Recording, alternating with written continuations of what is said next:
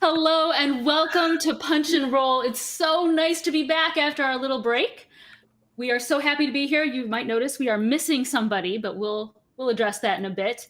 Yes, guys, catch me up. It's been a couple weeks. What you've all been up to? Don't anyone jump in Utter first. silence. We'll start bottom right corner of my screen. Max, you go. Oh gosh, what have I been up to? I just completed recording a science fiction story that will be coming out soon. It's sort of The Man with No Name meets Saul Goodman. So it's been a lot of fun working on it. That's cool. Crystal, you're next. Okay. I helped my brother move, and then I came back and I was a panelist at the Global Virtual Cancer Conference with the LLS, which is the Leukemia and Lymphoma Society, and we talked about the intersections of cancer treatment and the cancer experience and identity. So I represented the LGBTQ community. We also had a member of the African American community and the Latini community there, and it was a really amazing discussion. And then I have done a whole bunch of auditions in audiobook land, and I'm preparing my next book, which is a YA contemporary. Oh, cool. That's awesome. All right, I see going in my circle here. Rachel. Well, I had 7 cavities filled at the dentist to make up for my terrible choices as a teenager. So that has been fantastic for work. But outside of that, I've been working on a really cool sci-fi series that is all about sky cities, and I have to say words like gravidium with complete confidence fairly often. And it's great because I don't get to do sci-fi very much. I was like, what does gravidium mean? Or is that like a made-up word? It's a made-up word, but it's Okay. a mineral that they use for gravity to keep like everything up and floating. Fair enough. That makes sense. That's cool. Awesome. We should have gotten you like cards, and you can just like write what Yuza wants to do tonight and just hold it up. There you go. It's all good. All right. Well, take it easy. You know, let us know if you just want to be a silent spellcaster today and just point and send fireballs at things. It's fine. Cool. And to Uthal. Colby. Oh, man. So for me, it's a little hard to talk about what I've been working on because I don't want to put any sort of like jinx on it. I've got like 3 different auditions that I sent out. I send them out specifically to the author and been talking about 3 different projects in 3 sort of different realms. And one of them is kind of a legendary figure in the role-playing realm. And then another one is like a cross between science fiction and music. And I've gotten little nibbles here, but nothing is written down on a contract yet. So I can't really talk about it yet. I'm just like super excited because if all 3 of them hit, my brain is just going to go. That's exciting. Yeah. Super exciting time. In the booth, like I've been still working on my kind of plotting through my pirate epic that I've been working on, and that's been awesome. But the thing I'm really excited about is to send out those things and hopefully see what's going on and talking about with how they want to put things out, because one of them is an author who's not on social media at all. And usually when I talk to the author, I really want them to sort of support the project on social media. And he said, well, during COVID, I completely got rid of all social media. And it was the best thing I ever did for my mental health ever. And I went, well, great. That's Fair.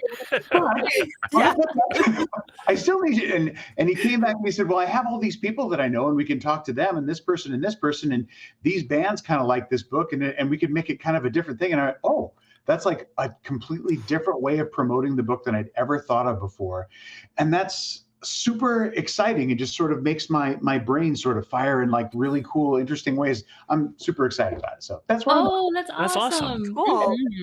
Do we say, I know it's break a leg for theater, but what would it be for voice actors?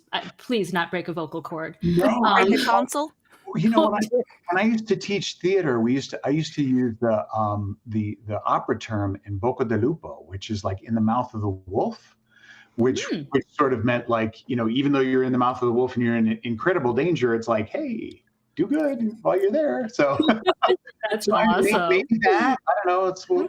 We'll see what happens. Just think happy thoughts. That's all I can ask. Yeah, You got it. That's so cool. Awesome. And also, do you want to do the recap? Yes, but first we have not heard from you. And what you have to do. Oh, I was gone. I was on a trip to Asia for 2 weeks, which is why we didn't have Punch and Roll, because I was in a different time zone. That would have been hard to do. It was so fun, though. The food, oh my gosh. I ate way too much. So, yeah. But you recharged your batteries? Yes. And I came back and it's cold in LA now. And LA like caught on fire. One of the major freeways is like closed indefinitely. I'm like, I leave for 2 weeks and why did the city like blow up? This is not good. So yeah. Interesting to come home to, but Yeah. All right. Yeah. Crazy. All right. Are you sure you want that recap? Oh yeah, let's do it. Okay. Last time on Punch and Roll Season 2, Oops, I Killed It Again. Our band of plucky heroes continue their funky spelunking. And in a moment that is not designed to become a meme at all, Uthal caused Sticky's rapier to glow in a 40-foot radius, but, professionally. Sticky on the whole seemed more himself, stealthy, witty, and thoroughly exasperated by the rest of the party's inability to move quietly through a cave. Upon entering a disturbing underground dining area, the party encountered faux cake and what can only be described as Kirkland brand Iron Man suits. They come to life, and the battle is joined. Many swashes are buckled, spells cast, and hooves-based karate chops are seen within the dusty confines. Yuza, sensing the need for a cozier atmosphere, creates a magical bonfire, because what is more romantic than combat by campfire light? S'moreless, the party battles on. Sticky engages in some pretty impressive tumbling. Trudy continues to use her clappers, and Yuza's hands are on fire. Mystical armor attacks shockingly, and things look bad for our heroes. Lazuli, Gailish, and Trudy were so incredibly done with the really, really long combat that they were subsumed by the magical armor and rocketed themselves into space. But as the trio exited the atmosphere, a tender goodbye between Sticky and Lazuli transpired, which could only be described as The Empire Strikes Back meets The Last of the Mohicans, with Sticky saying, "I will find you," and Lazuli replying, "Of course you will, dearie." And now, the latest episode of Punch and Roll's Oops, I Killed It Again. Love it. Love it. Fantastic. Oh my word. That's amazing. And we got to say hi to some people. Yeah, we've got Matthew, Spencer, Rad. It's so good to see you guys. You guys know the drill. If you have any suggestions, throw it in the chat and we will do our best to incorporate it. So let's see here. And I think you guys all took that long rest, right? Or you are in the process. Yes. Okay, good. Good. Okay, let's see. So the last thing that happened was when Sticky and Lazuli were chatting, you heard a scream on Lazuli's end, and the comm bracelets cut out. All right, so right now, while Gailish and Lazuli and Trudy are hurtling through space, what are my trio back on the Roanoke moon planet colony thingy? What are you guys up to? Well, if I remember correctly, we sort of sealed off the break in the glass so we could take our helmets off. Mm-hmm. And as we sort of nestle in to lick our wounds, I think that Sticky, because we seem to be in some kind of a laboratory or something, right? Yes. Yeah, I'm going to bustle around. There's got to be burners, lab tools, stuff like that. I'm going to get to cooking. I'm going to spend some time in this long rest to make some little treats out of whatever I've got in my bag, maybe whatever Uthal brought along, and whatever I can find in the lab. I do have a little bit of extra yeast if you need it, Sticky. I hope it's quick acting. We only have a couple hours, but I'll see what I can do. It will rise to the occasion, sir. Okay. I think I was pretty down for the count, so I'm gonna assume that Yuza just went to sleep in a corner. I believe you were drawing random pictures in your blood. Yep. And once that was sufficiently artistically pursued, Okay. I'm just gonna slump over. Okay. Nap time. So while you're sleeping and the guys are cooking, is that all you're doing is cooking, or is there anything else you Oh, want to do? Actually, it has medicine +5. I could work on Yuza's wounds if she needs help, kind of binding them up and making sure she heals okay. Absolutely. I think Sticky would be spending his time cooking and making sure Yuza's okay, and just sort of staring out the window at the trajectory that those things took. Okay. Wondering how the heck he's gonna get from here to there. Okay. I mean, you can see like the windows are broken, and yeah, you did put stuff in front of them, but you saw it just heading straight towards that purple planet in the distance. Yeah. So doesn't seem like it's deviating at all. How do you think we get down there? I truthfully have no idea, friend. I mean, there must be some sort of transport somewhere. I hope. I mean, I vaguely recall someone back at the colony saying there was some sort of ship or something that perhaps transferred. Yet at the same time, we have this illness upon us. We were on our way to their. Wait a minute. We're in the laboratory that we were going to now, aren't we? Yep. Oh, well, I don't know how much I can accomplish. I also need, like our comatose friend there, I also need desperately to sleep. But if I have time, I'll search as I can through this laboratory to see if there are any records of the disease that afflicts us. Okay. Why don't you... Sorry, I'm also multitasking here. However we make our way down to the planet, if we can bring even a partial answer for how to cure us and how to cure our friends, I believe that we should. Okay. So while you're cooking, I guess after you're done cooking, unless you really want to do it while you're cooking, why don't you give me... Hey, I'm a professional chef. I can multitask. That's true. And you are a professional thief. So Yeah. Your right hand and your left hand don't really have to know what's happening with each other, Not at right? How about perception? Okay. Yeah. Get to do my fancy in real life clicky clack rolls. Oh, that's right. not good. That's not good. 8. Breaking in those die again. Okay. I mean, but your dish smells amazing. You remember how to bake very well from memory. Yes. Some things did get blown around in the lab. Because when the robots went through the windows, just stuff got some of the glass beakers got thrown to the floor and, things like that. There are a couple books and papers on the floor. And is your bonfire still going, Yuza? No. It would have went out probably When soon after the fighting and when I got sick again. Okay, so basically when you went to sleep, the fire's out, right? Yeah. Okay, so theater of the mind here, if you will.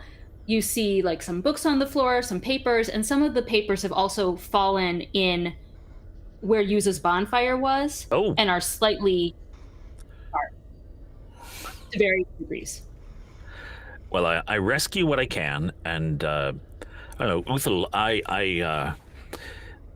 we are both men of experience and of the world. I've never been accused of being particularly book smart. Maybe we should wait for the wizard to wake up before we start digging through all these pages and papers to see what they mean. Or would you like to take a swing at it? Well, I mean, I can try to look at some stuff and I could maybe achieve some sort of insight from it. But I mean, that's not, like you said, I'm not super book smart, but when I sort of look at things together, I can sometimes draw a good conclusion. I can try. I mean, while she's sleeping. Yes, we might as well. Okay, I'll try. What are your guys' languages? Common, Giant, Prowl, and Loxodon. Common, Halfling, and Thieves' Cant. Okay. This is for Uthal, right? Yep. Okay.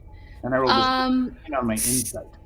Some of the things you're reading, like you don't understand all of the terms, if that makes sense, but it's enough that you can read what it is. And some of the burned papers and stuff look like letters to whoever was working in the lab, or like experiment notes. So if you were, let me see if I can explain this in my head. Sorry, my brain's not completely firing today. If you had like blueprints or, it's not magic, but if you had like a spell and like it was the base spell, these are notes to show you how maybe they were modified. Does that make sense? Mm-hmm. So you don't necessarily have the original, but you have notes on a modification. So do we know if this experiment was successful, or if it was like, I know a lot of times when Sticky bakes stuff, sometimes he'll bake several batches and sort of modify the recipe along the way and try to improve it a little bit. I know sometimes science guys do that too. Does that seem like it goes in sort of an order?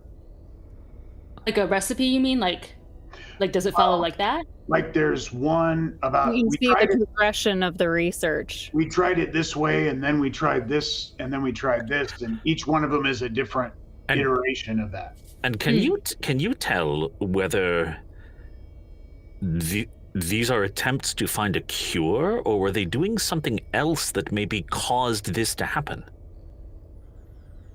So from the notes that you see, Uthal, it is not a cure. It looks like it was something, an experiment. You see diagrams. The words that you do understand from it that are in the common language basically tell you that it does have something to do with the colonists and experiments on humans in general, not necessarily the colonists. And you see like arrows and like crossouts and like, question marks. And so you kind of get the sense like certain things like maybe this should go here, or maybe this didn't work. Like they crossed out, they tried something and they crossed it out. Stars where they're like, okay, this worked. They don't necessarily have arrows pointing, but you know what I'm saying? Like they highlighted certain things where like this was something worthwhile to try and stuff like that. Yep. I will pass that along to Sticky and see if he has any thoughts about that too. My thought is perhaps we should wait for the wizard. Mm-hmm. Play to our strengths. Sure. Okay. So while you guys are I'm assuming you're taking a long rest, right? Yes. In your 16 hours. Is there anything else? Like, are you going to stay in the building? Do you want to walk around? Well, I given how badly these things beat us up, and there is that worm creature, who knows if there are others out there, I think we should probably just stay in this sheltered area. If Uthal, if you wish to take a nap, to rest and recover, I can keep watch until Yuza is awake. Don't have to tell me twice. And I think I will spend my watch finishing up the chef treats that I'm making. I'm making one for each of us, one sort of little quick flatbread. Don't have enough time to get it to rise, so it'll just sort of be a cracker. But between the little bits that I have that I was able to salvage from the previous thing, and thinking of Lazuli, they are basically little savory blueberry tarts is what I'm making. Oh, all right. So as the sun kind of, I don't know if a sun would set on a moon, but you know what I'm saying, as night falls, while you guys are in your little makeshift camp, let's go to Gailish and Lazuli and Trudy, who are all in separate pods. So we're going to follow Gailish right now, although the last thing we heard was a scream. So Gailish, you are still in this pod and you are hurtling towards who knows where at speeds, insane speeds, and you're just... Is there anything you want to do while you're in this pod? Do I understand that I'm hurtling towards... Do I have a window? What can I see inside of this pod? Are there any lights? Are there any buttons? Oh no! Oh no! I'm just imagining you ejecting yourself into space. Yeah, don't press eject. And like Gailish suddenly, what happens when you go into space and you like freeze up or something, right? Or whatever, I don't know. Like cryogenic, I don't know what the word is, but anyway. Okay, so I'm trying to think here. You're basically like really enclosed. It's very tight around you. There is one window right in front of your face, and everything around you is pretty dark. So we would probably want to do a check on that. And you're on your back. So like all you can see are stars going very fast over this window. You can't really, I mean, you could try to turn your head, but you won't really see anything. And if you try to like sit up, you can't sit up because you're just really enclosed. Does that make sense? Yeah. Okay. Well, Gailish will freak out because stars moving very, very fast means that they are moving extremely fast. And I think they're smart enough to know that. Oh, and may I ask, do you have a psychic connection to your horse or no? I think yes, because I remember reading that I could summon it, like... I remember reading something about being able to summon it. I don't know, because I don't have it in front of me. So, we could say tentatively yes, or we could say it's not in front of you and you can't prove it, so no. Okay. I did send you details about your steed in the ninja chat. I don't know if you can see it. I don't know if I have details on the spell, but not on the steed. Oh, I see. It says you have a long-lasting bond. That works. I mean, I don't know if you want to say you have a psychic connection. Well, probably more like feelings if it's a bond and not a psychic connection. Okay. So, a gut feeling, like a twin thing, except it's with a horse. Okay, fair enough.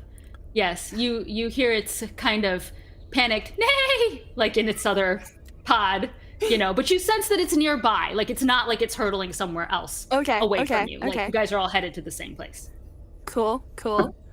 I'm assuming if Gailish's hands are by their sides and it's an enclosed space, that there's not really much room to get my hands out.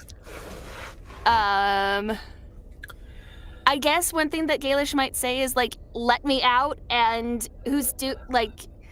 I want them to say like hello, but I don't know that they would. I want to see if there's something to be voice activated on this thing, but I don't know if Gailish would actually call out hello. They might just start cussing and kicking their legs and screaming to let them go. I love the idea of a voice activated pod that like when you're like, you know, you swear and it opens. Yeah. I love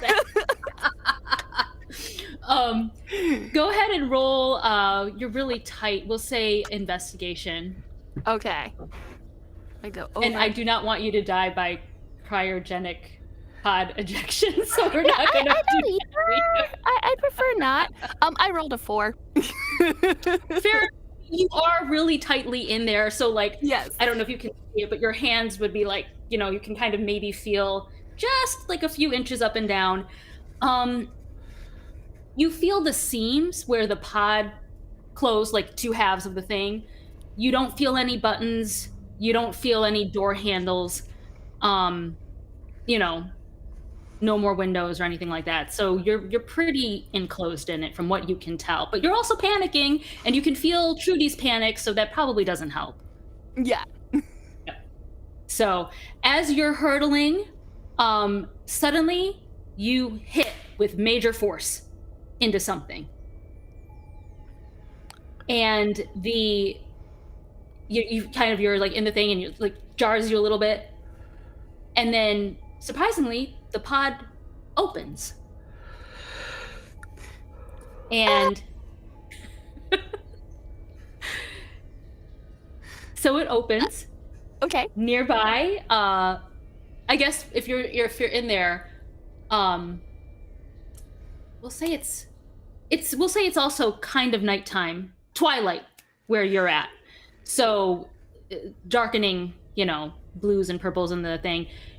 You see large, shadowy shapes, not moving, trees, foliage, that sort of thing. And nearby, you also see like the pod outlines in the distance, and they've also popped open. Okay. First thing, after cricking their back and making sure they're not like permanently damaged, they're gonna scramble over to the nearest pod and see who's in it. Okay, so the pod, we'll say you're kind of, okay, let me think this through. We'll say you're here, there's a pod. The one in the middle, so directly next to you, is Trudy. Okay. I'm gonna go over and pet Trudy and make sure she's okay. Nay!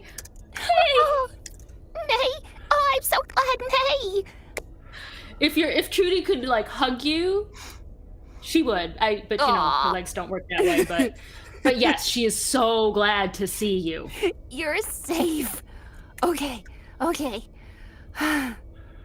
Okay, let's go check Lazuli. I hope she's okay. Okay. So you head over to the other pod, the third pod, I guess, and that's also popped open. Lazuli is in there. She's got the comm. She was kind of like this, talking to Sticky with it, and she's got her eyes closed. She's not moving. Oh gosh. Lazuli. Gailish will shake her and look and see if they can see, breathing or anything to make sure that she's okay. Okay. Why don't you give me I always get insight and investigation mixed up. To me, they're the same thing. Which one are you better at? We'll just do that. Let me see. They're the same, actually. All right. Have fun. Okay. I will.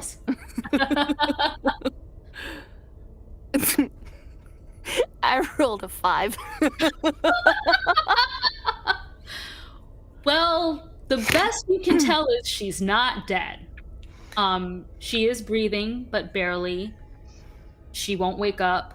You're shaking her. You're like, whatevering her, talking to her, kind of lightly smacking her face to try to like shock her awake. Nothing's happening. You cannot figure out the extent of any injuries, if she has any. Partly because it's dark, partly because you're panicked, partly because you rolled a 5. Okay. Oh gosh, I don't know what. Trudy, I don't know what to do. And Gailish will go and grab for the wrist communicator and take it off and fiddle with it and cuss a little bit when they don't quite understand how it works. No worries. Oh, and I should also add, we'll retcon a little. Her helmet kind of jarred off a little, like it's a little damaged, as is yours in the impact, but you realize you can breathe on this planet. That's convenient. Yes. Also, because I don't think Trudy's wearing like a space helmet, so I think we'll just make life easier. I'm just imagining your horse spacesuit. Well, she's a celestial. She's a spirit being. She's okay. Yeah. She's a moon horse. Awesome. Is there anything you want to do? Get the wrist communicator working and scream at someone. Tell someone where they are. All right. So as you're looking at the communicator, it also got damaged. You can tell that much in the fading light. It also got damaged. You're pressing buttons. You know, you kind of hear a little bit of static or whatever. So you know it's still got range, but you're just not getting anything. I don't know why I'm holding up my hand. Like like this will show It's a you. great visual aid. Great. How do I... does Gailish know how to fix it? Let's Probably not. Do you have a tech check? What was Sure. What's a tech check? What do we I roll for that? don't know. I'm looking at your thing here. Let's go with. I mean, it's not really medicine. Maybe religion. Arcana. I don't know. Yeah, wouldn't it be Arcana? Because Arcana, Yeah. like tech is close to magic. Yeah. That whole Okay. Asmo thing. Yeah. Yeah. So there is some logic to my my quip, even though if I didn't realize it. Ooh, I rolled a 14 this time. Ooh. It probably requires tools that you don't have on you.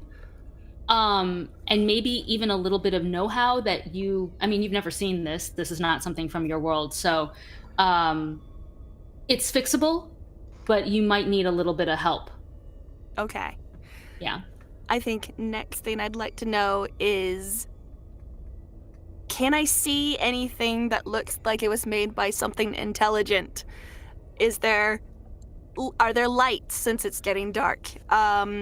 Is there any sound that I can hear? Anything that indicates to me, go this way for help, or maybe not go this way because you'll die. But either way. If only there was just like a convenient lighted arrow through the forest, right? If only. Through the jungle. So where you've landed is a clearing. So you are ringed by trees. It's pretty dense. Okay. And let me look at your chart here. Oh, I'm looking at Uthal, sorry. Gailish is a gnome, so you're short. Like me, I'm short. Yeah. So, and I mean, even when you're on Trudy, how tall are you when you're on Trudy? Trudy, we decided it was pretty big. I think we decided like I would be like in the 6 foot range, like a 6 foot plus sitting on Okay. Trudy, sitting up. Okay. So even if you clamber on top of Trudy, these are really tall, dense trees. It's getting dark. It's thick. All you know is there is forest. You hear like, insect sounds. You hear, like little critters skittering in the underbrush. Normal like nighttime jungly sounds, that sort of thing. Okay. Because I'm in the jungle so much, apparently I know what the jungle is. I don't know what the jungle sounds like. Let's see. Do I have my stuff with me? Did that, like my pack and my rope and all that jazz? Yes. Okay. Then what I think me and Trudy need to do is find shelter and bring Lazuli along. So what I'm thinking, since I went to be able to transition to other players, is can we create a harness or something for the thingy thing? Because I don't think, Gailish and Lazuli are both small, but Lazuli is all muscle and stout. I don't think Gailish would be able to lift her. We can roll for it and see. But my first instinct is make a harness, have Trudy drag it along, and let's find some shelter. Like you want to attach the ropes to the pod she's in or something like Yeah. that? Yeah. Okay. It's so funny because every time I want to roll, it's like something that doesn't exist, like a crafting roll. Well, we That do does have not exist. survival rolls. Let's go with that. Okay. I'm so happy to let you guys just choose what to roll. I mean, I especially like survival rolls because I have a +5 on that. Fair enough. And it's a good thing, too, because I rolled a 6. It was a really rough ride through space. Um, and you know, that's not, you're feeling all around the pod, and just as remember when you were in it and it was so smooth on the inside, it's smooth on the outside. There's no convenient loops, you know, that sort of thing. You could always tie the rope around Lazuli's ankles, but that doesn't seem wise. I mean, unless you really want to. So at this point, maybe, you know, I think you're just kind of tired and frustrated and, you know, scared about what's happening. So you're just not, it's just not working. Okay. This is I'm just very imagining you frustrating. tying a rope around Lazuli's ankles. I don't think that would be appreciated much. No way is Gailish gonna leave Lazuli there. And if Gailish can't move her, I mean, I guess maybe Gailish would try to pull her out, and then maybe if they can get her out, tie the rope around under her underarms and see if that will work. Do we have time to do that? Are you injured at all? I can't remember. I don't know. Oh. I don't think so. Injured in the battle. Oh, you seem to be fine. Oh, Okay. you mean in the battle? Yeah, no, I'm good. I thought you meant in the crash. Oh yeah. I didn't give you any injuries in the crash. I could, but let's put a pin in that for now. Okay. So while you're wringing your hands, super frustrated over the lack of engineering design on this pod, we are going to go back to our trio, who is sleeping up in the lab. What are you guys up to? Well, I think between searching for well, I think once Uthal goes to sleep, I probably take the comm device and try to get it to work. Lazuli, are you hearing me through this? Hello? And you know how to work it, right? Because you used it before. So it's just static. I don't know if you are hearing me or not. I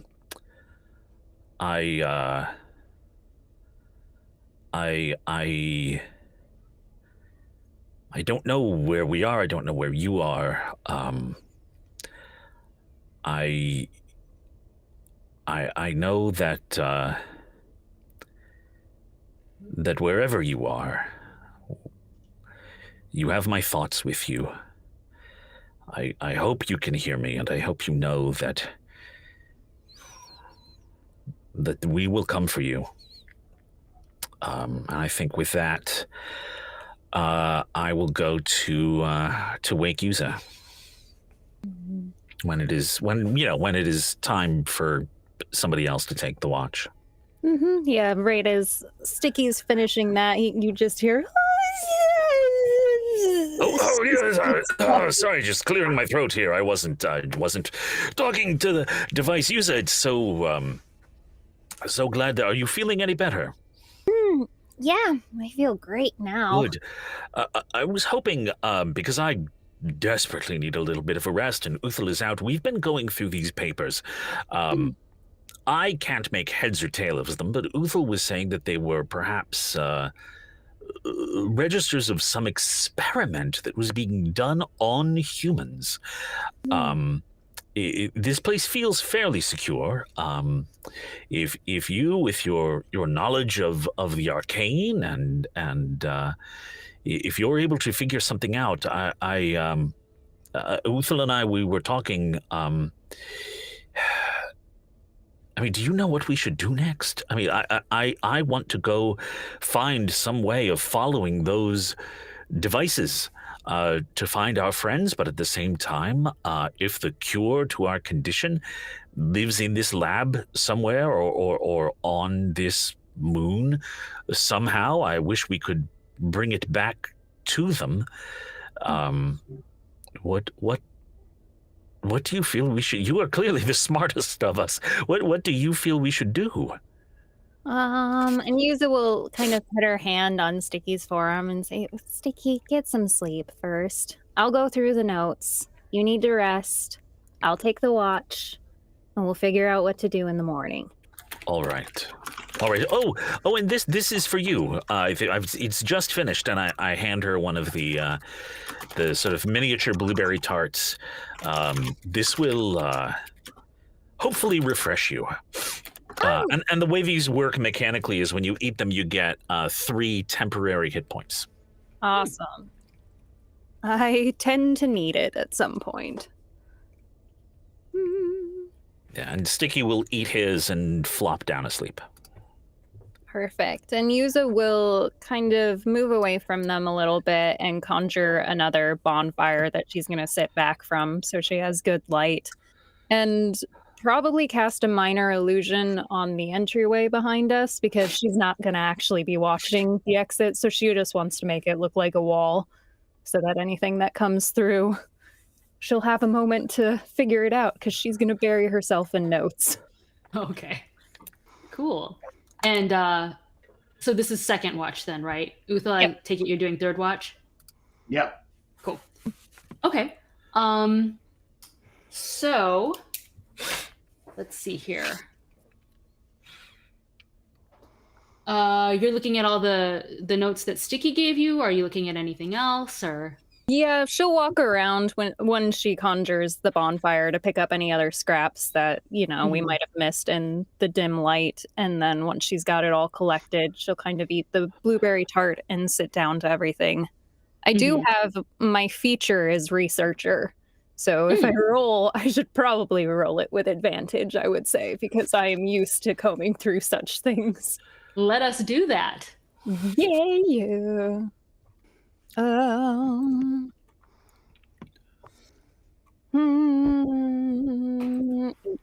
But does the advantage help? It does not. 18. That's funny. Just that you got the same roll twice. Yeah. I wonder what the odds are of that. Math. Yes. Okay. Math. As you're going around looking at everything, you do find you guys had moved one of the bookshelves over to block one of the broken windows. You do see a book that catches your eye. Most of the other books are probably, I don't know how you would say it, like professionally bound, mass-produced type textbooks or what have you. This one looks like a journal. Well, I'm absolutely going to read all of that. Dear diary. Off of the research pile.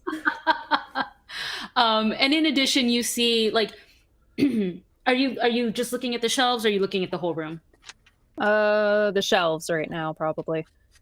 Okay, I'd say the journal and the papers that Sticky gave you are probably the most interesting things.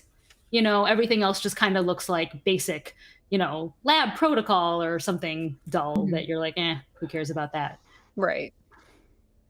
All right. She'll take one more glimpse around the room to make sure nothing else catches her eye, and then just settle in to read it all while everyone's sleeping. Mm-hmm. So basically, as you're looking at the floor, maybe where things fell, still some items on the shelves. It's a lot of just really interesting looking ingredients. I would say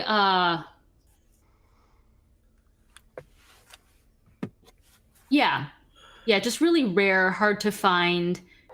Some things you can't quite identify, but you're like, and you're pretty what's the word? Well-traveled, well-knowledged. Well-knowledged. Well smart. We are well intelligent. You know what I'm trying to say. You know your stuff. And if these are things you can't recognize, that's interesting to you. All right. Can I, the notes where they've been modifying the spell or the recipe, does it look like any of that matches up with what's on the shelves?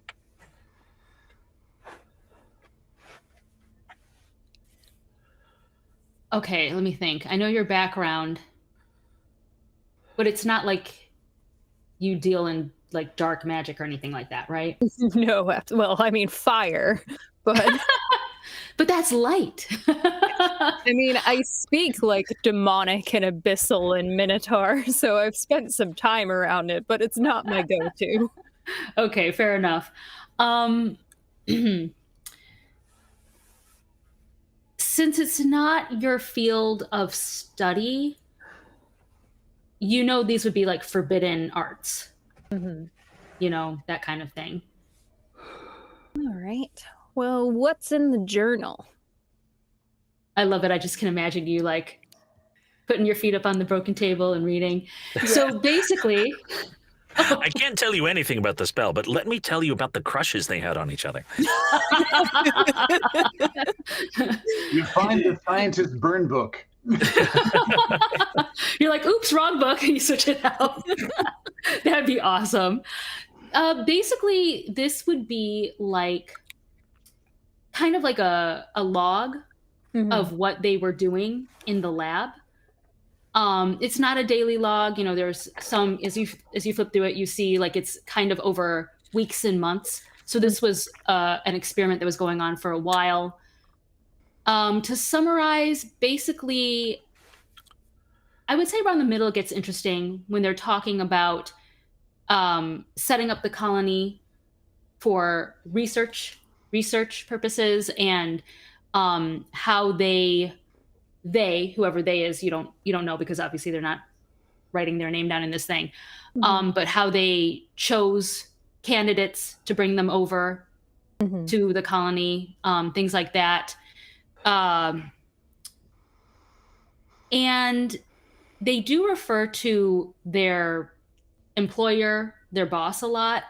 You get the sense that whoever was overseeing this project was very antsy for them to finish it within a certain amount of time.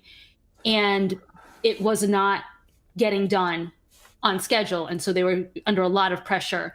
And they started to just do more. They were getting bolder, I should say, with the experimentation. So people were beginning to notice weird things. And it was not sitting well with the researchers who were writing this journal out either. And the last few entries really flag your eye. One of them says there's a pair of researchers. One of them was taken, and you don't know what happened to the other one, the one who like wrote it. They were just basically like, I'm going to have to leave. They're on to me, that sort of thing. You just know that they were in trouble and they were going to get out of Dodge, basically, but you don't know what happened to them. They didn't give any specifics. Do we get any more information on like the tests they were doing?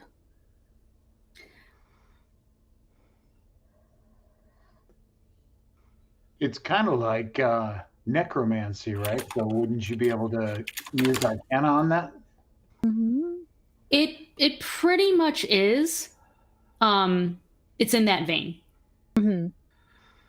I could roll Arcana on that.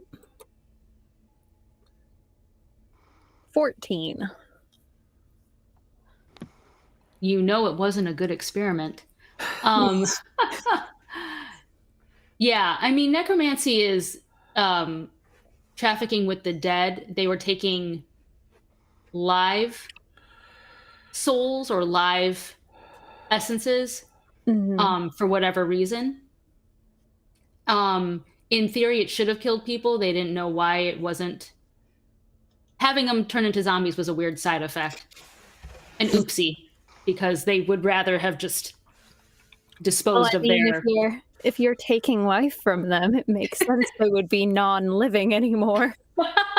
They were hoping that people would just die, basically. They didn't want evidence. So the zombies were evidence they did not want to have. And they were trying to figure out that problem as well. And then things started getting hairy. But yes. So it's a necromancy experiment gone a little bit awry. All right.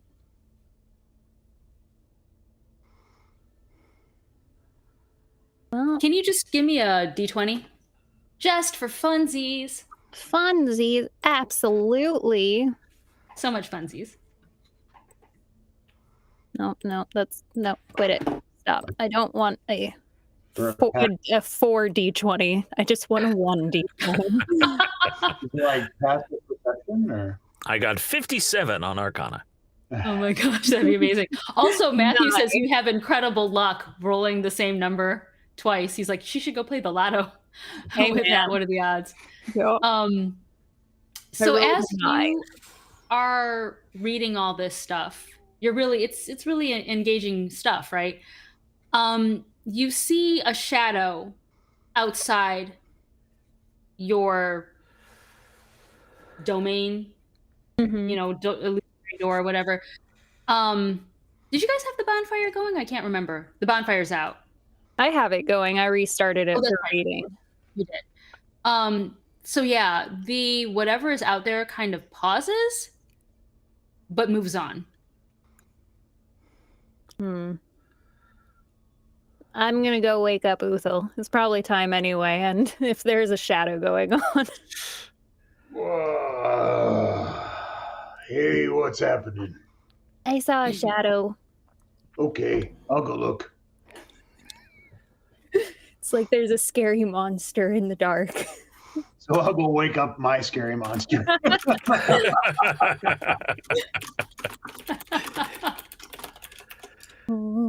Are we Okay. are we refreshed in that we have access to our spells now? I believe you guys are still in color, and I had decided that arrest is not going to affect your undead to dead state, Cool. or yeah, undead to alive state. Sorry. So you'll probably run out of juice soon, I think would be the best way to say it. Mm-hmm. All right. Uthal takes his mace, puts it up, and goes, bing, boom, and it's got the torch mace thing, and he's going to go out and look around at the shadow and see what was out there. Okay. You're just like, are you like standing on the doorstep? Are you doing a perimeter? Like, what are you doing? Well, he'll look out the window first. If he doesn't see anything, then he'll go over to the door, look around out there, poke his head out, kind of look around. Going out there by himself doesn't seem like a very good idea, but Yeah. You look at the window, there's nothing. You poke your head out the door, there's nothing. okay. It seems like whatever Yuza saw may have already left the area, unless you really want to go around and do a thorough check. Yuza, I didn't see anything outside the door. Probably just a ghost. You want me to come back or you want me to look around? No, you're good. Come back. I'll share all my notes with you. Cool. He kind of goes back, sits crisscross. Okay, I'm ready. Okay. So you know how like little apprentices they like learn how to make fire on like a colony of rats because they're trying to set the tails on fire. It's like the best day ever. Well, that's a little disturbing, but okay. Oh, well, basically, the colony is this people's rats. And they were just trying things. That doesn't seem much less disturbing. Well, Okay. So I guess because it's people. yeah. Mhm. But it seems like they were trying to take some of the like spirit out of them, thinking they'd die, and they just made people undead.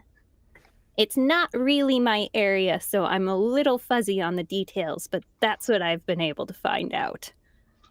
Was there a part where it said, if you want to fix this, turn to page 30 something?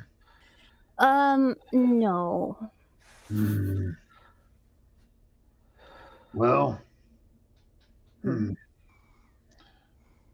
starting to feel like maybe we're starting to fade a little bit. And maybe we should wake up Sticky and maybe try to solve this before that all goes away and we start being unable to talk to people and stuff. Okay. And I'll point to the other, because you made 3 of the blueberry things, right? Yeah, one for each of us. Yeah. Oh, I for love you. these. These are really good. And then I'll go to wake up Sticky.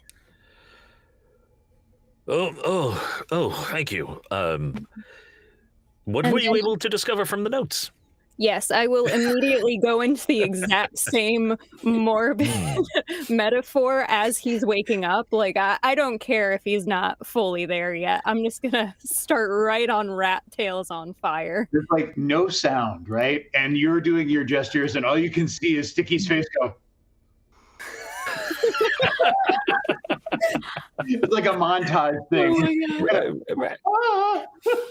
I just Well, loved it too, because when you gave the description the first time, you had such a big smile on your face, being like, "Hey, experiments!" And I was like, "Oh boy, That's how you do it. oh awesome!" So after you've given that lovely visual to Sticky upon his waking up, Well, I'm I'm glad that you enjoy setting fire to living creatures, as I think we need to do that in order to recover our vitality. I don't particularly think the three of us should go up against one of those worm creatures, but perhaps there will be some of those little guys. Those weren't so bad. Yeah, Well, we could also look for more of those suits because I'm wondering if we could climb inside them. We could just get them to take us where the other ones went. Oh, yes. Go to the same Excellent place. idea. Maybe at the base. This is why Yuza should be in charge. She has the best ideas. No. Everyone's tail will be on fire. Yeah. You have the best ideas and some of the worst ideas, but in this case, a best idea. Brilliance or idiocy. Yeah. You toe that line. I don't remember the map. Were there other areas of this lab that we haven't explored yet, or have we seen the whole thing? I'm looking at the map right now. So just as an FYI, you came from the cave, and then Right. like in front of you would be the outside, and you were headed towards this. Basically, remember the colonists told you there was like a greenhouse and the research facility, Yeah. you know, and a like a I guess like a hangar, right? You know, of some sort. So there's all these buildings outside. That's where you were headed anyway. So you're kind of in that campus now. Okay. So we've explored the entirety of this building, but there are other buildings to check out. Yes. Okay. And also, 3 of the suits had taken your friends, but there is still 1 suit there in the Ooh. room with you. That would be I, really cozy. It would be a tight fit. I'm not a small person. I'm really not a small person. No. I'm definitely medium. Is there any way to find from this where its friends were going?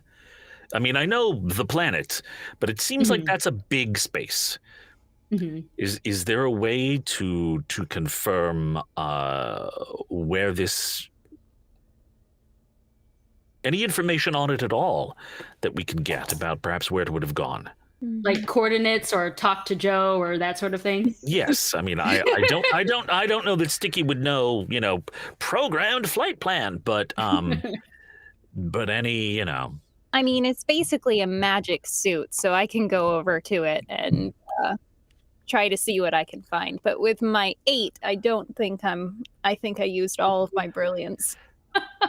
You had a long night, Yuza. I mean, to be fair, you were nearly dead there, so it's totally fine that you're, taking some time to relax and recover. Well, it's completely like inert. Like even if you wanted to climb into this thing, it's not going anywhere. When all its friends left, it just basically like collapsed on the ground.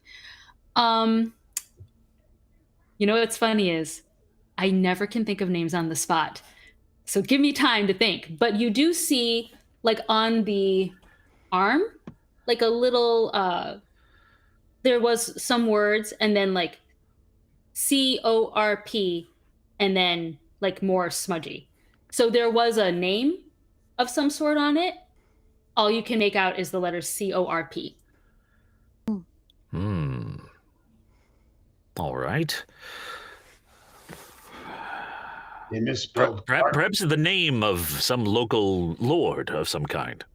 Or maybe it was corpse. Yeah. Yes, because of the dead people. So if we could get this going, Yuza, we could put you in the suit, and then we've got our things that we were wearing outside, and we could like tie ourselves on, Sticky, and we could just like hang on and go that way and follow them to the place where the other guys are at. Possibly. Think that'll work? Feels like there's a lot of things that could go wrong. Why don't we continue to search? Let's get all the information we can from all these other buildings before we hurtle ourselves off into space. Can we take the carriage without the horses again? That was pretty fun. It was. Yeah. Let's put a pin in that, and let's head over to Gailish, who's on. I don't even have a name for the purple planet. Hey guys in the chat, if you have a name for the planet, let me know, because I never can think of names on the fly. But you are there, and you last we left you, you were trying to figure out how to rig up Lazuli. Dragging her by your horse did not seem like a good option, and it's rapidly becoming nightfall. Twilight is rapidly going away. So Gailish is going to try and physically leverage Lazuli out of the pod so that they can take her with them. Strength check. Okay. So much strength check. Yes. How big is the back of your horse anyway? I mean, it's a war horse, so she's got a big butt. I suppose you could always tie Lazuli to your horse, like bungee cord her. Yes, on there. we could. Let me see. Where is strength? If we have any health professionals in the chat, they're probably like, "Oh my God, no! Okay. That's not how you transport somebody." Sorry. Hey, Ron browser. I'm going back to where Best I have thing my you can do with someone text. with possible spinal cord injuries, just strap them on the back of a horse. I rolled a 13. 13. Oh my gosh, that's right though. But she's pretty buff. Yes. And she's got all her armor. Ooh. I was gonna even say disadvantage, but 13. Well, you are in full health. So let's say like just barely you get her onto the back of your horse. Nice. Okay. Now she's lying there like a total dead weight. Like this is not going to be easy. She's like all sprawled. She's got heavy armor. She's got her broadsword, and she's like totally limp because she's unconscious. So, yes. For Trudy's a warhorse. Cool. But for me, okay, so now I'm exhausted, and now I'm like, okay, Trudy, we need to find a place that's safe to spend the night. Let me know if you see anything, like do the neigh thing or whatever. And so now, instead of looking for lights or civilization or anything, Gailish is looking for, is there anything that they can see that might lead to shelter or a safe place, at least a defensible position for the night? It's forest all around. Great. Yeah. I guess what they'll do is, just in case, can Gailish see this, like, can they see the direction that the sun is going down in? It's a good question. When you arrived, it was already twilight, so the sun was well set, like over whatever horizon it would set in. So I would say probably not, especially because of the trees. Yeah.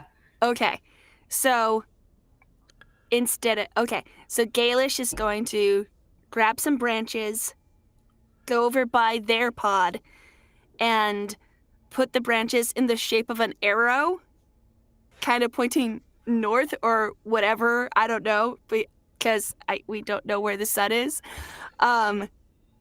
Arrow, and then they're gonna go in that direction with Trudy and just hope for the best. Okay. So as you disappear into the tree line, you're walking along for like maybe like 10, 15 minutes. And so far, all you've been hearing is like, the jungle sounds, right? Like the bugs and what have you. And you start to hear kind of like if there were leaves on the ground, you hear like fast feet going this way and then going this way. And you're like, it doesn't sound like bugs. It sounds like somebody's paralleling you, maybe, on both sides. Okay.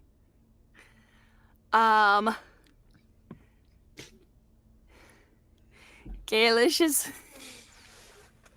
gonna call out, hello? Is someone there? Are you still walking or are you stopping? Stopping. Okay.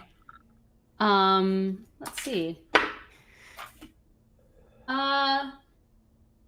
The footsteps have stopped, or at least you don't hear anything, but nobody answers your call. Okay. We'll keep going then. Okay. And as you're continuing to walk, I mean, you're probably making a lot of noise with all that's happening and very slow progression. You start to hear those whooshing. People are paralleling. Something's paralleling you again. So you know that they're still tracking you. Okay. We're gonna stop one more time and see if I can still hear them and get a better idea of what direction they're coming from. Mm-hmm. Okay. And then I guess Gailish will call out again and say like something like, "We're not trying to hurt anything. You can come say hi instead of scaring me, because this is scary." Now, what are your...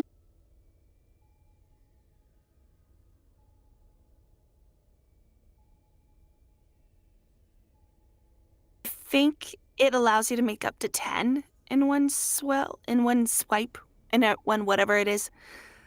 Mm-hmm. But they could all be gone by now. Okay. We also might want to take a sec. Spencer's getting us back on, it looks like. Oh, did we drop off? Spencer dropped off, so I think he's putting everyone back in OBS real quick. Okay. Okay. Oh, I'm not sure where we ended. I thought he just moved the webcam utility and everybody got kind of more. I thought, oh, that was really. Yep. We can. No problem. We're chat. What was the last thing you guys heard? I forgot where we were in the story for that they would hear. It was pretty brief. Okay. I don't know where they stopped. So we'll just kind of go back a little bit. So basically, this is the second time you've stopped. You're calling out to them. You know that they're there. And you kind of hear a little more rustling towards you. Okay. But they're not making themselves known. Do you have dark vision? I can't remember. You do. Okay. I think it's up to 60 feeties. Let me check. Mm-hmm. It's somewhere in... Yes, 60 feet dark vision. Okay. I think Gailish is going to hop up onto Trudy in front of Lazuli just in case they need to bolt because they're getting kind of freaked out. Mm-hmm. Okay. Are you going to do anything else? Call out again or? No, because they haven't come. And they're freaky. And if they don't show up, then something's going to happen. Hey, I haven't made you roll for initiative yet. No, you haven't. Thank goodness. So as you're sitting there and you're petrified on top of your horse and you're trying to hold on to Lazuli with dear life and you're not sure, what you should do. That rustling you heard, you hear more rustling and more rustling and more rustling. And then you see a bunch of little figures about your height, if you weren't on top of Trudy, all come out. They're all purple. And they just kind of ring you. Oh. But they're not trying to attack you. They don't seem hostile. Okay. They do carry weapons, but they're not like threatening you. Okay. Gailish will wave. Thank you for coming and not trying to kill us. We're from up there in the moon thing, I think. And these things grabbed us and made us into like a big metal cocoon and threw us down here. We don't mean any harm. We're just trying to get somewhere safe. Hi, I'm Gailish. They don't understand anything you said. They kind of like talk to you in some sort of weird clicky, whistly language, but since you're so expressive with your hands, they do see the comm on your wrist. And they start getting excited and they're like, oh, and they're like pointing at it. Oh, okay. Gailish will take it off and this is something fairly important, but okay, here. And give it to them. Okay. So one who looks kind of maybe more like a leader, like dressed a little bit nicer, takes it and they're like pressing the buttons and then they're like shaking their head and they're like holding it out to you and they look very upset about this and they're pressing the buttons. Yeah, I couldn't get it to work either. Thanks, I guess. Yeah, I've been pressing them. It doesn't work. One of them kind of gives an excited sound and goes, ah! And starts to like dart into the jungle with your comm. Oh. Okay.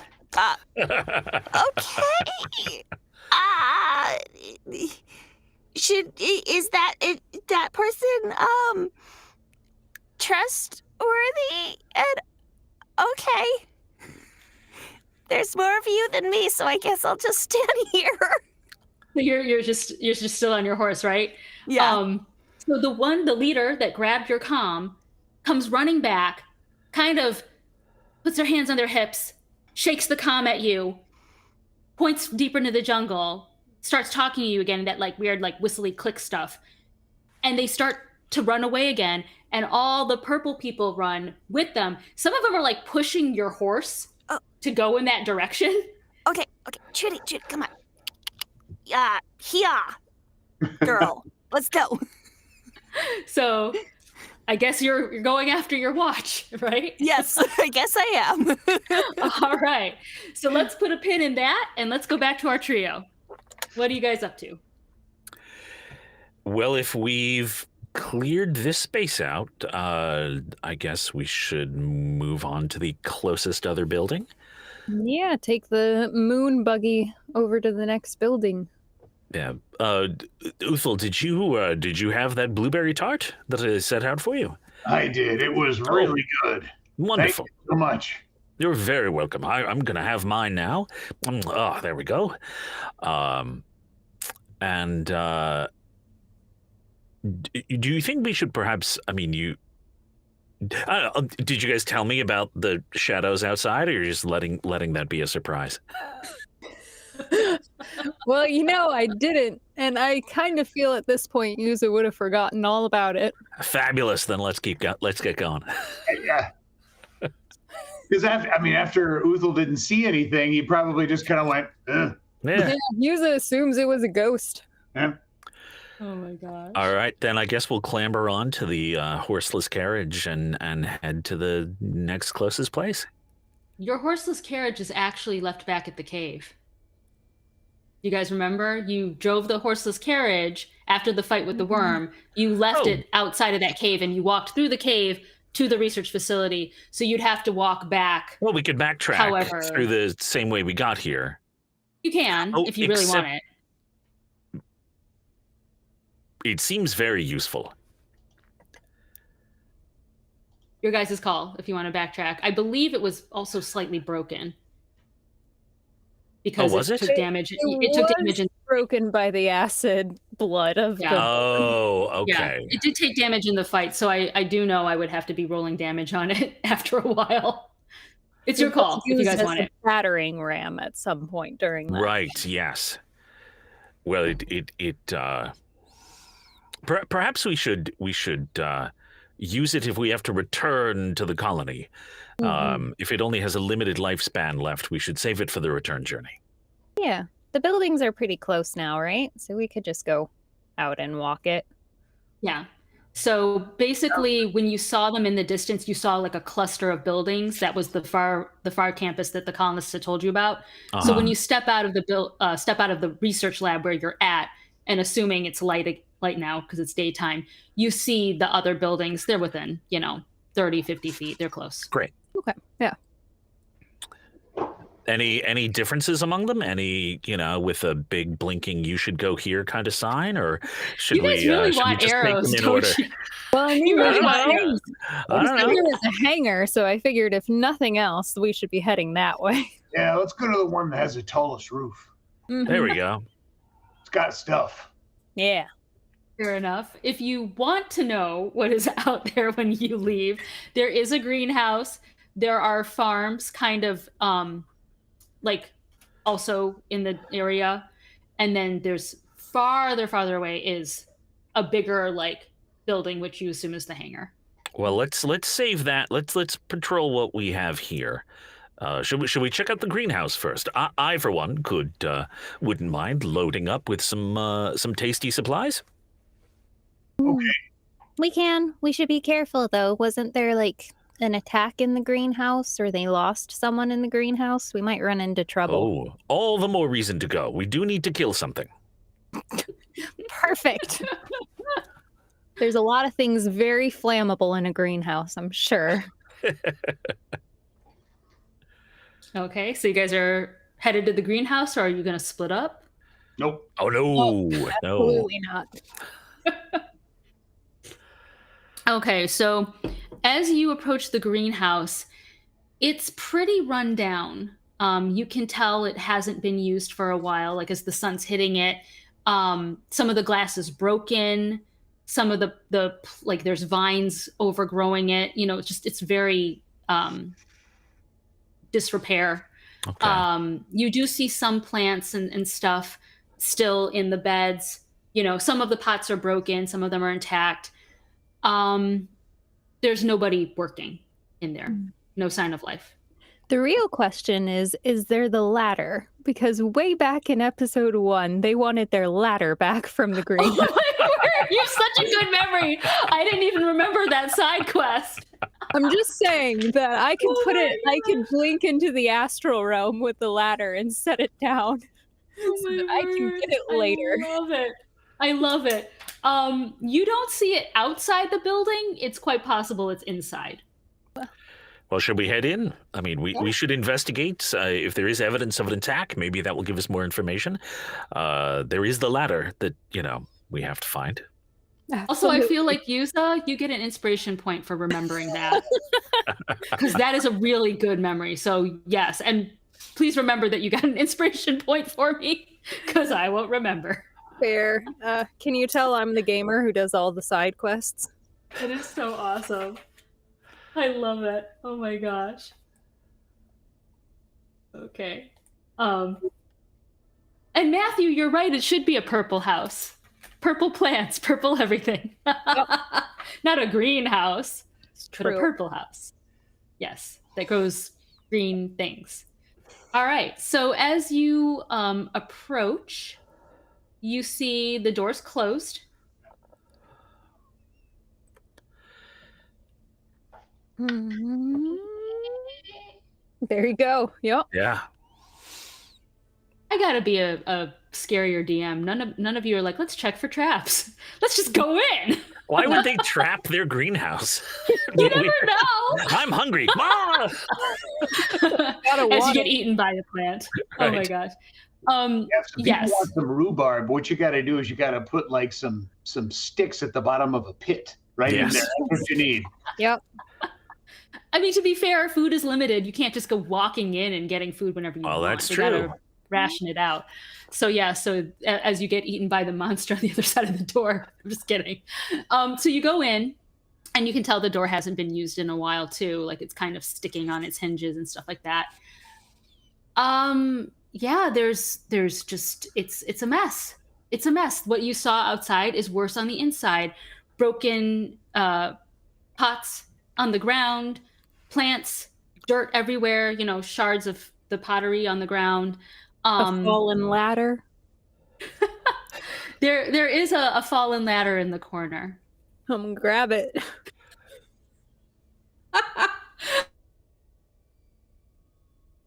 We're good. You guys go We gotta save. go back to the base. Meanwhile, your friends are like dying on this alien planet. You're like, we got a ladder. Yeah. So, Yuza, are you just like hugging that ladder for all it's worth? Is that like what No, you're doing? I mean, I can blink into the astral realm. I kind of thought I'd blink there and set it down on the plane, and then blink back to be gotten at a later point. Oh my gosh. Is That's it worth awesome. throwing a level 2 spell? Maybe not, but I'm gonna do it. Go for it. Excellent. I will mark it as used. I mean, I feel like you committed this far to even remembering that it was a thing. So, Gotta be done. oh my gosh, that's so great. That's so great. Is there We'll a see. pathway that goes kind of right through the middle of it, or like trail or something through the greenhouse that we can follow, and that's kind of obvious? We can sort of head further in with the light mace over the top. I mean, there's really only one path through it. Cool. Like maybe say like 3 rooms, So we'll say, just for theater of the mind's sake, you're like in the central room and there's like a right and a left.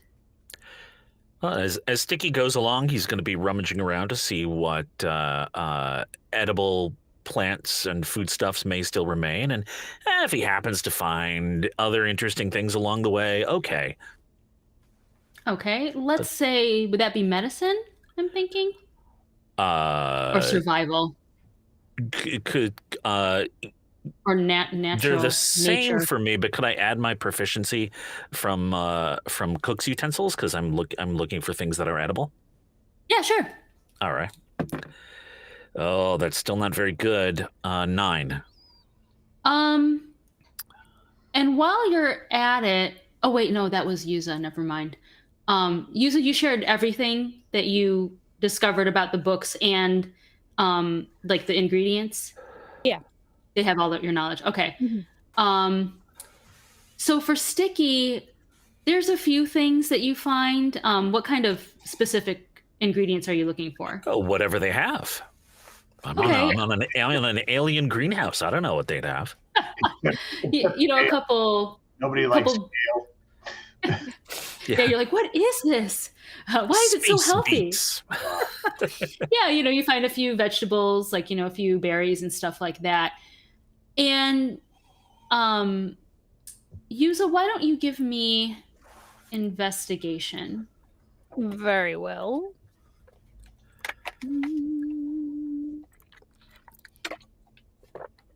11. 11. As Sticky is poking through things, you didn't, you just looked at it once or twice. You didn't draw it. Maybe you should have done a detailed drawing or whatever. But some of these things kind of resemble what you saw in the other room. At least you think that, maybe. Oh, maybe they were using this for the research. Oh, you mean some of these things growing here were used as For the spell. components in their spells? Well, we should definitely harvest as many of those as we can. Mhm. Yeah, anything that looks vaguely familiar, I'm going to start harvesting. Are you also going to put that in the astral plane?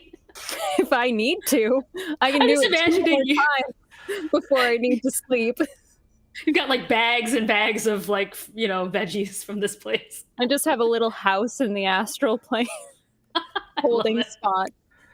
I love it. You've got your storage unit astral storage unit. Yeah, if we do have a place to put these bags, it's like when your bags are really full and they pinch your fingers and your fingers start to turn purple. That's kind of going on with me. I wouldn't mind setting these somewhere. Yeah. Once we have a full load, I will take it to the storage unit. Oh my gosh, I love it. I love it. Does any of it look familiar to what we'd know from our world, like the tomatoes or beets or things like that? Can we kind of see what's probably safe to eat? Yeah. So yeah, you're finding, tomatoes or berries or leafy greens that look familiar to you. So that's what Sticky's able to recognize, just those like very basic things. Not from Ginny's world, but from your world way back when.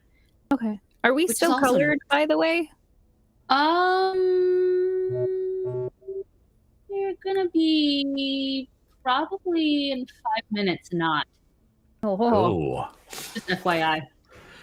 Maybe I've let it go for far too long. It's true. Maybe we should try eating some of this when we go again. It does have life force.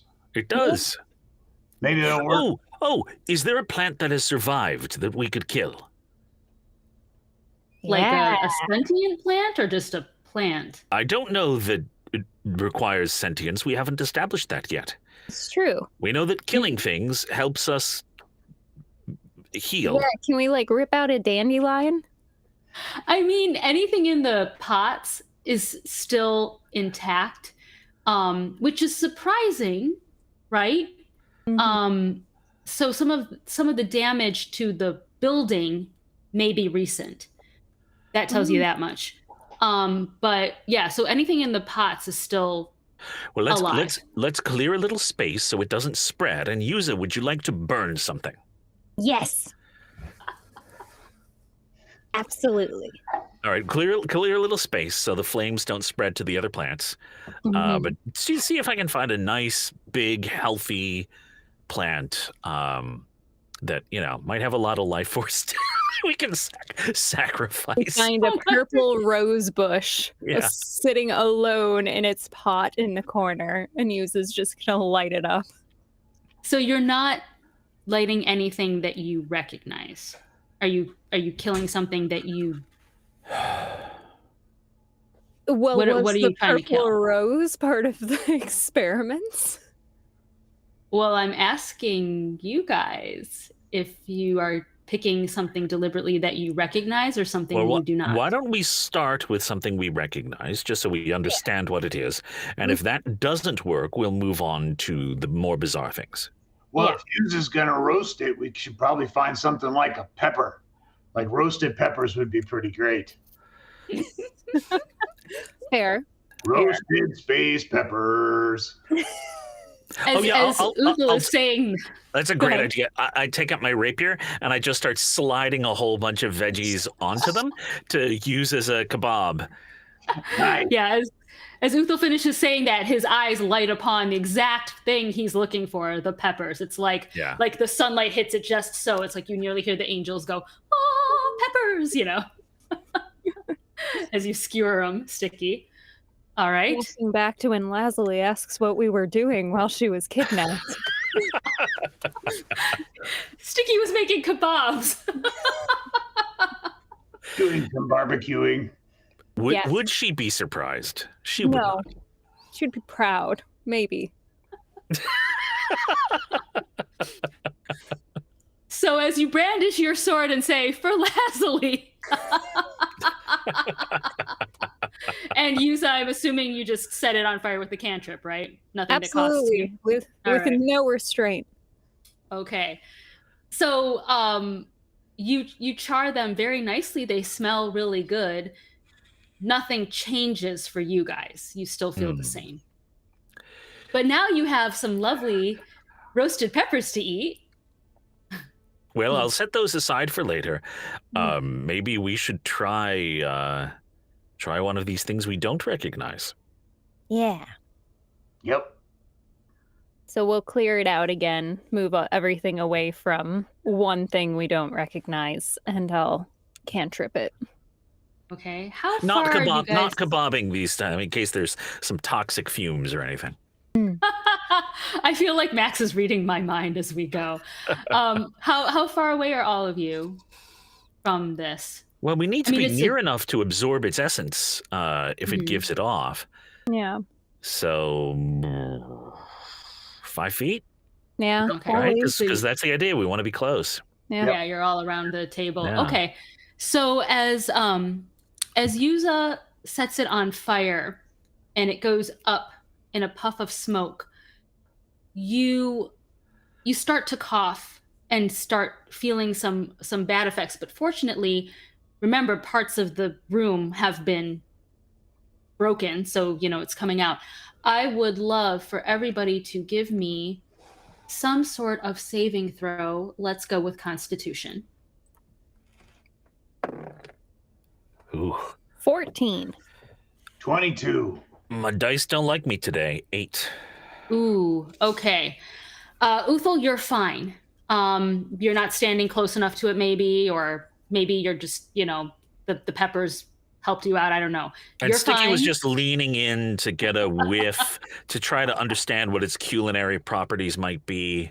Yeah, Yeah. for sure. Yeah, and I'm just so used to fire not harming me at all. Yeah. So Yuza, you just barely get a whiff. It makes you cough. It makes you feel sick to your stomach briefly, but fortunately, the most of the smoke goes right up through the roof, and you're fine. For Sticky, you are right up on that thing. Is it that hickory I smell? Let me get my nose in there. And oh, I hate to do this. No, I don't hate. No, to do you this to you. don't. I don't. I don't. You take 2 points of damage, and the color starts leaching from your skin. Oh. I mean. Does it seem like he's? It seemed like he's poisoned. No, he's reverting quicker. Can I try casting Lesser Restoration on him? Let me look at what does Lesser Restoration do? Lesser Restoration, you touch a creature and can end either one disease or one condition afflicting it. The condition can be blinded, deafened, paralyzed, or poisoned. Help with that nausea. You can try it. Okay, cast.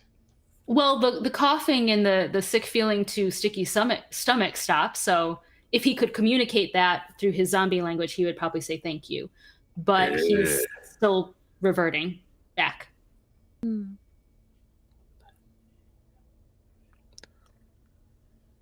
Well, that's a bad plant. We could burn more things we don't know and see if one of them cures him. I'm up for anything at this point. Oh man, you guys literally like playing with fire. And Sticky is now looking you guys up and down to try to see which part of you looks most edible. Oh man, even Rad in the chat said Sticky needs grains. Oh man, so true, Rad, so true. Are you guys gonna burn another plant then? Yeah, I'm gonna slide another one I don't really know right next to Sticky and then walk further back and then put it on fire. All right, more Constitution saving throws, please. Okay. For all of us or just Sticky? Oh, for the two who are still colored, alive.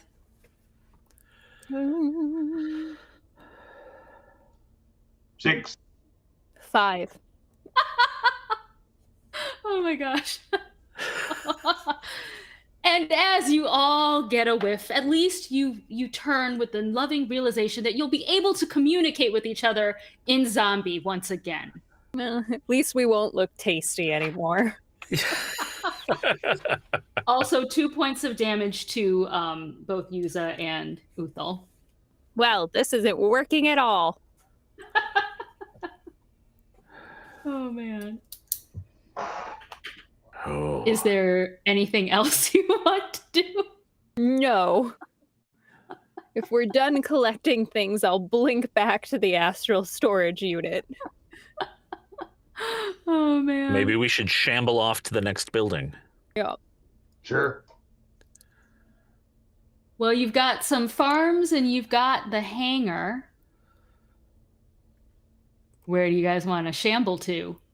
I mean, whatever's closest, right? And then you said the hangar was farthest away.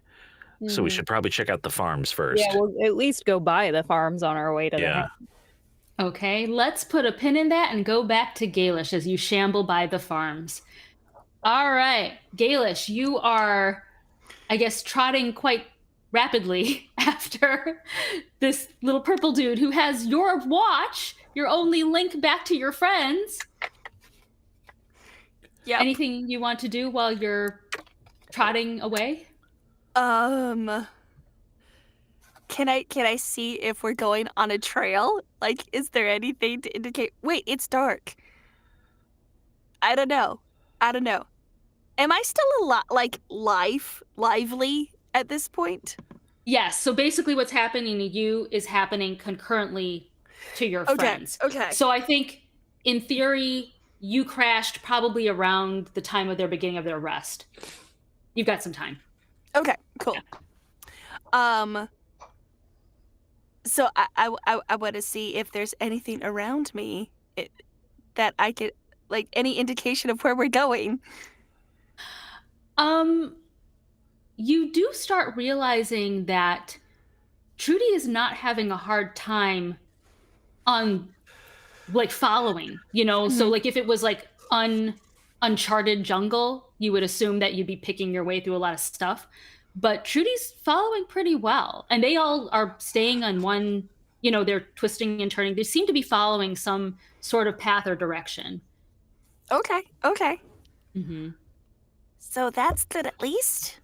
Yeah, I don't know what to do until we get where we're going at this point because, like, this is interesting, and hopefully we're not being led to some place where we're gonna be ambushed or anything, because I don't want to fight these people. They seem pretty and purple and nice enough. So as you guys are going along, I think you're stressed. You're looking around, what's going on. Your grip on Lazuli starts to slip, Oh, and no. Lazuli tumbles off Trudy. Lazuli! Now, she's still unconscious. This is probably not good for her health. But fortunately, remember, you're kind of like going in this purple wave of little aliens, right? Little fuzzy aliens. And so Lazuli just sort of tumbles onto a mass of purple, and you hear, you know, in their clicky, whistly tongue, basically them going, oof, as Lazuli lands on top of them. Oh no, I'm so sorry. We can fix that. And Gailish will slide off of Trudy with the rope, I guess, and be like, no, I'm so sorry. She's just sick. It's okay. And like try and gesture and stuff because, you know, they know they don't understand them, but like it gives them comfort to say something as they're trying. They really seem to like the fact that you're so expressive with your hands. So you see some of them like copying your movements and like whistling and clicking at you, but I don't know, you guys are just doing like this weird dance in the middle of the jungle. But for the ones that like Lazuli landed on, after the initial oof, they just kind of go, ah, and like all of them like pick her up, kind of like crowd surfing, and they just start going after their friend. That works, I guess. Come on, Judy, let's go, let's follow. So after about maybe like a 20-minute trek into the jungle, you have no clue where you're going. You end up, you see the leader in front of you kind of like stop in front of like this big like rock, like cliff rock thing, you know? And they knock on the rock. It's dark. You can't see anything but cliff.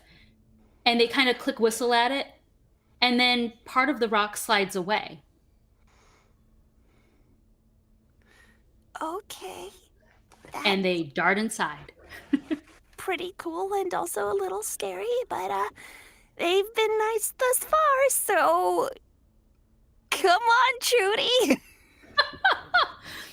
And what's really weird is, so how tall are you, Gailish? Let me see. I think I have it written down somewhere. 3 feet 5 inches. That's right. I remember it was very exact. So you're in theory, because these guys are also roughly like your height, they all start to stream in. It looked like a narrow door, but somehow it sort of widens, or maybe it's a trick of your mind in the dark. And as you lead Trudy to the door, somehow Trudy fits in this 3.5-foot tall door and doesn't have a scratch on her. She's doing fine. Huh. That's special. That's magic. I think. So you're basically in a dark tunnel. There's like little pinpricks of light as you go, just enough that you're not gonna like run into the wall. But you guys, you're like riding this wave. You see, there's purple aliens behind you. There's purple aliens holding up Lazuli in front of you. The leader's like way up there. It's just like this wave of purple as you go down this tunnel. Okay. This is interesting. Nice. Can Gailish sense anything about how this is all working? Like, how is Trudy able to do this? Like, can they see anything to indicate magic, or what they like, mechanical magic, aka technology, or anything that is out of the ordinary to explain how this is working? Do you want to do an Arcana check? Sure. Let me see what my modifier is. Okay. And I shall roll. I have rolled a 16. Ooh, nice.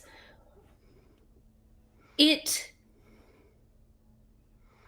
feels like magic, for sure. That would be how you would explain it. But you hear faintly the walls kind of like clicking. And you sort of get the sense that, like, if you were in Ginny's world, it would be a sensor, although we don't have that language for it. But basically, like, you feel like the walls and the door somehow know, like, what's coming inside and can adjust accordingly. Okay. Gailish thinks that's really, really cool. Yeah. Can think of several applications for that back home. But yeah, okay. So cool. Let's keep going, I guess. Is there a clearing ahead? Are we going somewhere? I mean, obviously we're going somewhere, but where are we going is the question in Gailish's mind right now. Mm-hmm. So, I mean, all you can really do is follow, right? Because it's not branching left or right. You're just going, and they're like running along. And they kind of start to spill into like a bigger area, and you just sort of like follow them in with the momentum. And when you get in there, just like how the walls had like little pinpricks of light, not torches, but like light set in them somehow, it's kind of like being in that. Like, imagine like you're in a big cavern now, and it's like stars are somehow set in this big cavern. It's big enough to hold you and all your new friends, maybe. There's at least like, 50 or 60 of them, very comfortably. And the leader kind of jumps up on a like dais or box or something, and is like clicking at you and whistling at you and pointing at the watch and pointing at Lazuli and kind of gesturing around this big internal cavern.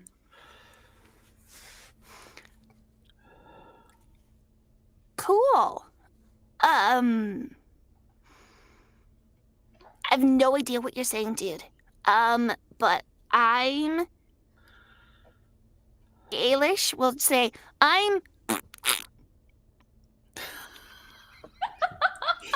and this is we're gonna call her Trudy, so we're gonna go so I love it. hi. Am I allowed to give out more than one inspiration point? Because seriously, you deserve one as well. So point to Gaelish. I love it. I love it. Absolutely. It's not quite their language, but you're going in the right direction. So they're kind of like, oh yeah, and they're making the sounds. I forgot even what you just did. I should have been paying better attention. It was like Names. Yeah, I can't even do that with my lips. Oh my god. They mirror what you're doing, Okay, basically. okay. And they're like, oh yeah, and they start pointing at themselves and making all sorts of noises. So you kind of get the sense that they're like all 50 of them are introducing themselves at once to you, making all sorts of weird noises, and you're like, Okay. Gailish will try to remember as many as they can, but it's click languages are very complex, so I mean, they'll try. yes. So while you're standing there, the group that's holding Lazuli scuttles away down one corridor with her. You're still standing there with your horse. The other one, the leader holding your watch, is like, and like you see like somebody with like thick glasses and a lab coat, like take it very gingerly from them, and they kind of bustle away, going the other direction. Okay. So, I'm thinking, Trudy. You go with Lazuli, and I'm gonna go check out the arm thing. You keep Lazuli safe, okay? Okay? Like, don't let them hurt her.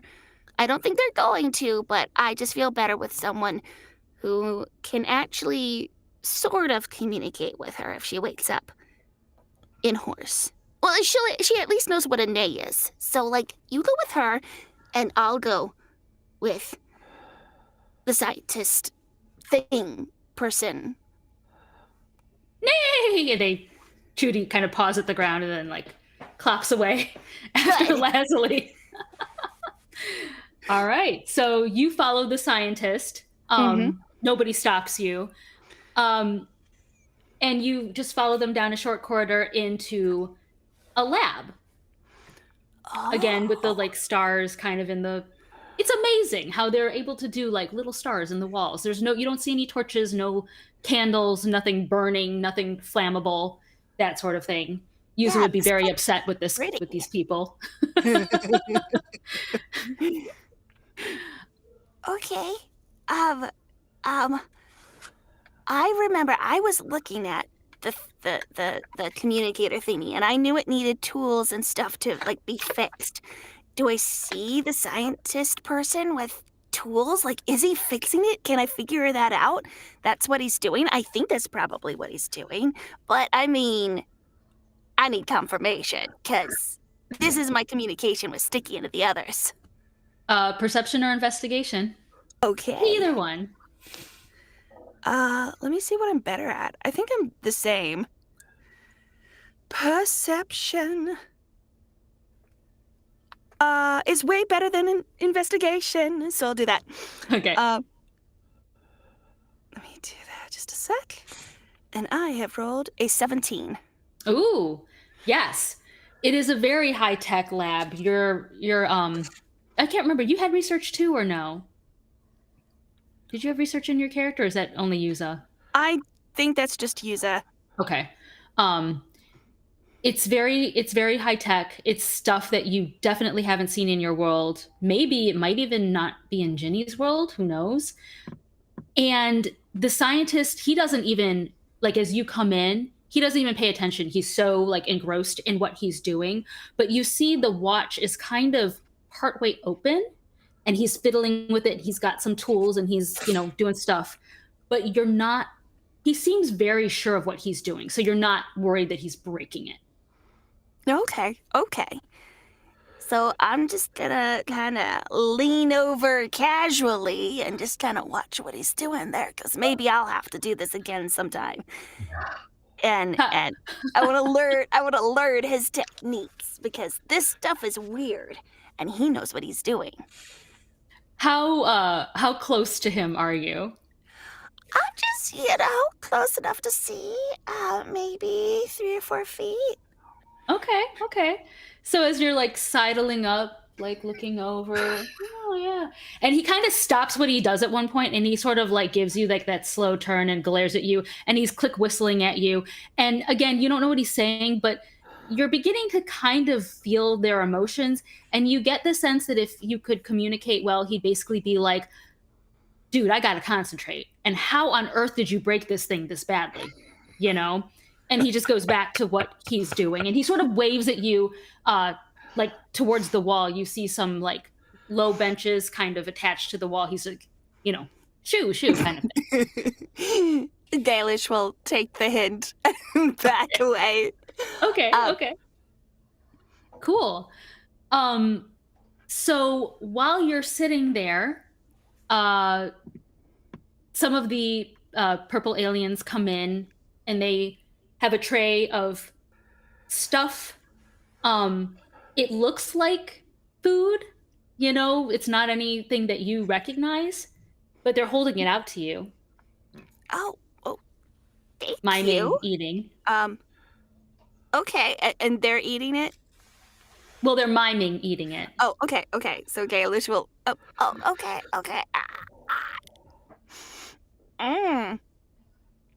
I think. Does Gailish like it? Is it good? What does it taste like? Roll a Constitution. Okay. Save for me. I mean, it's interesting. Does Gailish like savory or sweet, or does it not matter? It's Gailish. They like sweet. Okay. It's got a weird, it's sweet, so you like it in the beginning, but it's got a weird like aftertaste tinge, but it's not bad. Like it might grow on you, Okay. You're like eating more like, okay, this isn't bad, Okay.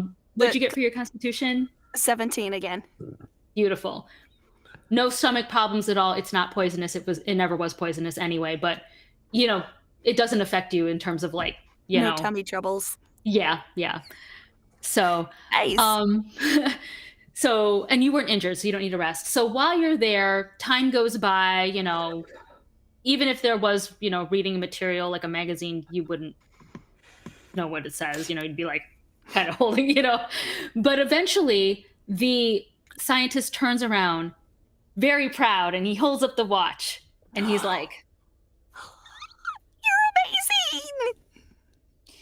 And then, so remember, there are 2 buttons. Exactly where we left off. That's perfect. Yeah. I think, oh, hello. There he is. No worries.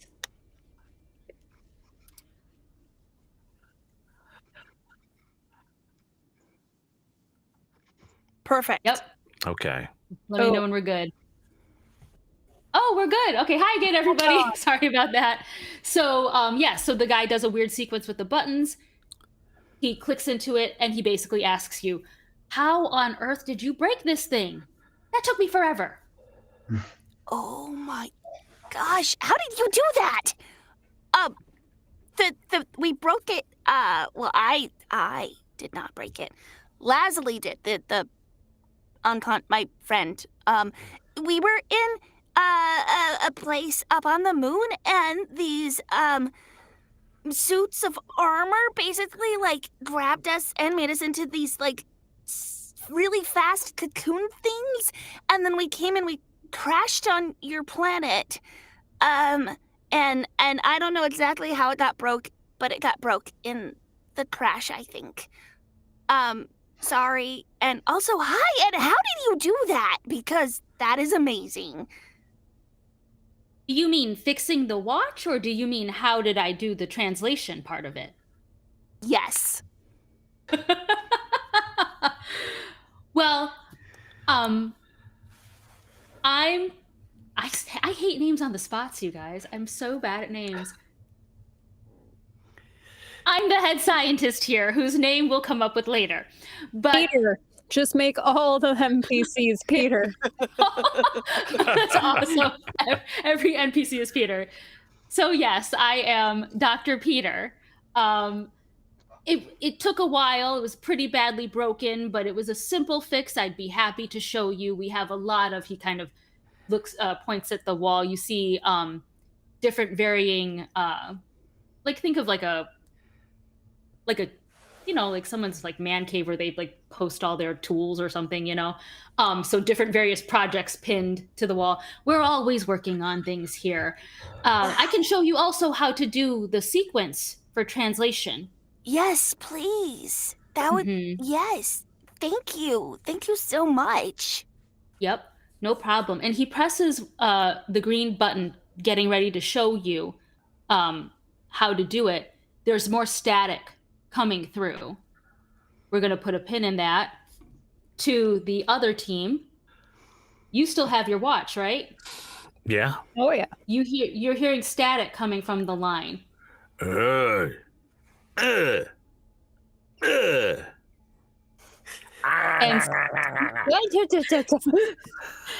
switching back to Gailish on the planet, that's what you hear coming through your comm. Oh no. They must have switched back. And they look at their hands to see if they are switching. We are going to stop it right there. And that's going to be our cliffhanger until next year. So we will find out. Wow. I'm so sorry, guys. Hey, it's the timer, not me. So we will find out if you guys ever can communicate again, and if you will be reunited, and all that good stuff. And who are these alien people, and what is up in the hangar and the farms. So thank you so much, you guys. We have a Discord, we have a newsletter. All of that will be in the notes below. We will see you in January when we pick up. So I hope you guys all have a wonderful holiday season. We will see you in 2024.